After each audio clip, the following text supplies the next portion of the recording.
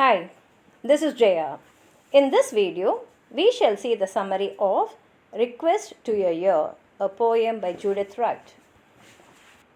Judith Wright is a critic, short story writer, environmentalist, and social activist, and she always campaigns for Aboriginal rights. Though her ancestors came from England and settled in Australia, since Judith Wright was born in Australia, she considers herself as an Australian and therefore she feels it is her duty to fight for the Aboriginals' right. And her anthologies are Moving Images, The Gateway, The Two Fires, and these three illustrate the progression of her own poetic perspective on Australia. And a second anthology, Women to Man, examines the taboo subjects of sexual desire, especially women's sexuality. This Request to a Year is from the anthology Two Fires, and the poem speculates on the gift that she proposes to ask of the year. She says the best gift she can imagine would be the attitude that her great great grandmother possessed. This grandmother had 8 children and she loved to paint pictures. Once, when she was painting a picture sitting on the banks of a riverbed, she suddenly saw that a second son was almost on the verge of falling into a waterfall. The boy's sister goes to his rescue and finds herself almost in trouble as a heavy frogs hindered her efforts. The grandmother, knowing she would be too late to save the child, chooses instead to sketch this scene. She asks that if it is possible for the year to gift her with anything, then this year should provide her with the firmness of hand and the pragmatic attitude of her ancestor, that is, this great great grandmother. The poem is the form of a monologue addressed by the poet to the year. It is a meditation on the impermanence of life and the perpetuity of art. She takes a simple incident from her family history to reflect on the creative process and the right attitude or demeanor for an artist. The title, Request, is a prayer, an address to her muse. The muse is the year, imploring it to provide her a suitable gift for the new year. The first few lines are about her great great grandmother. Her heartfelt request is for the attributes of this ancestor. The grandmother was a woman and an artist, and though her role as wife and mother to 8 children is highlighted here, her achievement is being the chief of this large family. She is described as a devotee of the arts, a lofty term for a woman who finds no time to pursue her passion. The summary of her familial commitments is broken by the shift towards an important incident. She sees a second son being swept away on an ice drift towards a waterfall and imminent death. She shuns the immediacy of emotions and the fear for her kid's life. Her resolve gives her the strength to paint the grievous circumstance and record it for posterity. Her state of mind is one of detached, rational objectivity. She chooses to paint the event as it unfolded, capturing the ephemeral event on paper.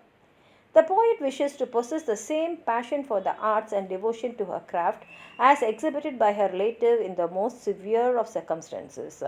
She ends the poem with a repetition of her appeal to the year to bestow the gift of a forbearance, self-preservation, the steady hand that helped her to capture the scene on paper, thus documenting it for the future. Now the poem goes like this. If the year is meditating a suitable gift, that is, she says, if the year wants to give me a suitable gift, I should like it to be the attitude of my great great grandmother, legendary devotee of the arts. So she says, if the year wants to give me something as a gift, then I want the gift of that attitude which my great great grandmother had.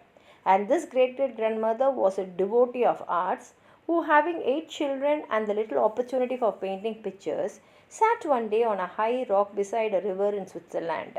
So this great great grandmother loved painting pictures, but since she had 8 children, she had to devote most of her time only to take care of the family and the children.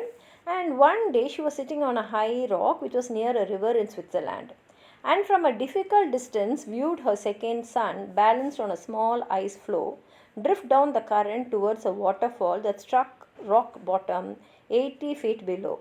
Now from there, when she saw at quite a distance means it will definitely take for her a long time to reach that place, she saw her second son flowing along with the ice glacier which was running towards a waterfall, and that waterfall was falling about 8 feet below.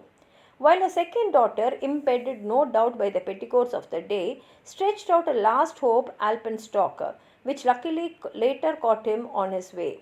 And here her second daughter saw the sun just being floated away. She tried to catch him, so she stretched, and because of the petticoat on which they were wearing in those days, she was not able to actually go fast and reach him and save him. Nothing, it was evident, could be done. So the grandmother understood that no one can save the sun. And with the artist's isolating eye, my great great grandmother hastily sketched the scene. So, knowing that no one can go and save him and that inevitable death is going to happen to the son, she immediately, with an artist's eye, she started drawing, sketching that scene. The sketch survives to prove the story by, and this sketch shows that this thing happened in that incident. Here, if you have no Mother's Day present planned, reach back and bring me the firmness of a hand. So she says, if you have an idea of giving me any gift, then please bring me back. I want the firmness of her hand, but that is my great great grandmother's hand. So she says, I want to be that very strong. I want to have that willpower of my great great grandmother, and she ends the poem here. If you have anything more to add on to what I've said, please write it in the comment box, like the video, share it with your friends, and if you have not subscribed my channel, please subscribe and support. Thank you.